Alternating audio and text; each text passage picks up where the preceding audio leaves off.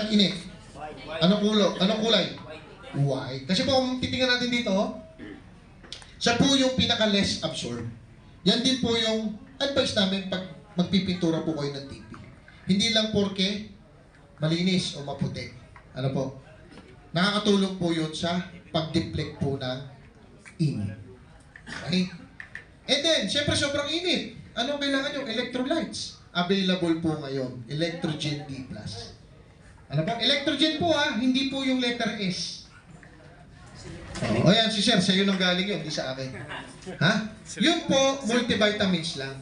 Ito Sir, kung titignan mo, multivitamins na, may electrolytes pa, meron pang glycine. Ha?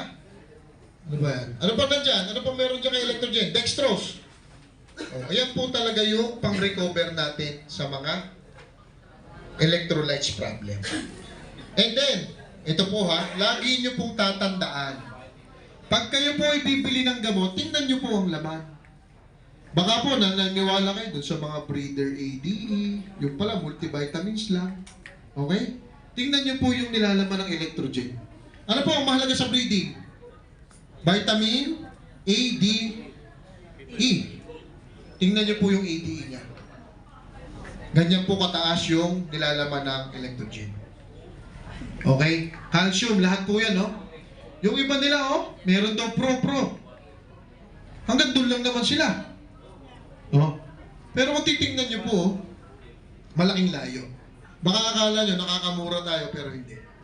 Lalo yung mga pro, ano po yung mga pro? Naku, si Sir Rami sabi nun, hindi ako. Ngayong panahon po na to, mainit. Sa tingin nyo po ba mabubuhay ang probiotics? Saan po kayo nakakita ng Yakult na pinapakuluan?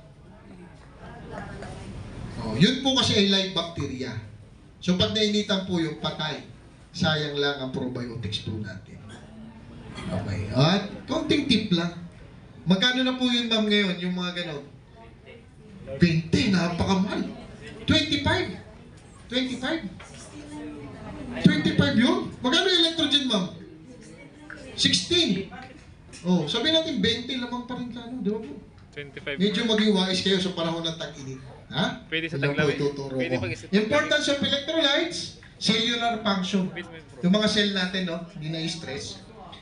Body function, muscle development, alertness. Yung mga manok natin, pag merong electrolytes, sabi nga nila, yung mga atleta, yung mga basketball player, di ba? Gising na gising. Kasi mahirap po mag-shoot pag nakakatulog kayo. Ibig sabihin, mahirap po yung manok natin na nakikipagpaluan, makatulog. Ha? Pag po nakatulog yun na, yung huling tulog niya. Okay? Ayan. May tanong po ba kayo? Konti na lang po ito, konti na lang.